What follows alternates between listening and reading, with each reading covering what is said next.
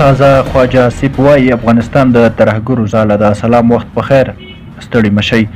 د پاکستان ولسمشر آصف علي زرداري په خیبر پښتونخوا کې د 5 چینایانو د وژلو د میلیونو د ځپلو ژمنه په داسې وخت کې وکړه چې د دغه هیواد دفاع وزیر خواجه محمد آصف وویل د ترهګرو ځاله افغانستان دی او له هغه ځایه په پاکستان بریدونه کیږي.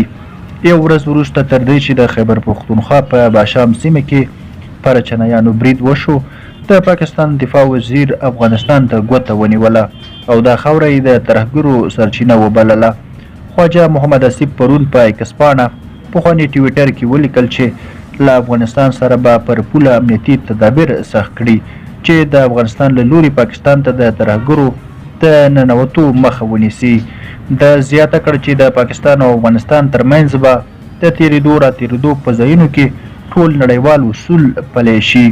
خواجه آصف همدارس د طالبانو حکومت تورن کړ چې د تورستانو له پټنځایونو خبره دی، خو د هغوی پر ضد یې له مبارزې لاس اخیستی دی. د طالبانو حکومت تر اوسه د خواجه آصف د دې ادعاو په اړه څه نه دي ویلي، خو تر دې مخکې ویلي و چې هیڅ چاته اجازه نه ورکوي چې د افغانستان له خاورې د بل هیواد پر ضد برید وکړي. پاکستان تر اوسه بیا د طالبانو له حکومته غوښتي دي چې د تحریک طالبان او پاکستان یا ټي ټي پي پر ضد دي جدي مبارزه وکړي. پاکستان د مارچ په 18 په میرالي کې د 2 پاکستاني سرتیرو تر وژل کېدو وروسته پر خوست او پکتیا ولایتونو بمباري وکړه. هغه وخت د طالبانو چارواکو وویل چې په دې بریدونو کې 8 ملکیان چې 5 ښځې او 3 ماشومان دي وژل شوي دي. د پاکستان دفاع وزیر چې په کومه ورځ د افغانستان خاوره د ترهګرۍ سرچینه وبلله، په همدې ورځ د پاکستان ولسمشر آصف علي زرداري په اسلام آباد کې د چین سفارت ته ورغی چې له هغه هیواد سره د هغوی د 5 اتباعو د وژلو لپاره خواخوږي څرګنده کړي.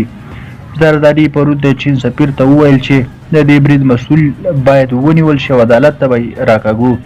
د زیاته کړه چې د پاکستان لپاره داسې پیښې د بللو نه دي او هیواد به یې د ترهګرو پر ضد جدي مبارزې ته ادامه ورکړي. سهشنبې د شنکلي په بشام سیمه کې پر چینایانو ځان وژونکی برید وشو چې 15 چینایان او یو پاکستانی پکې ووژل شو. د راپورونو له مخې دغو چینایانو د برېښنا په یو بند کې کار کوه او د بند په لور د تګ پر مهال برید پې وشو. درنو لیدونکو، له ملتیا مو مننه، ښه وخت او ښې شېبې.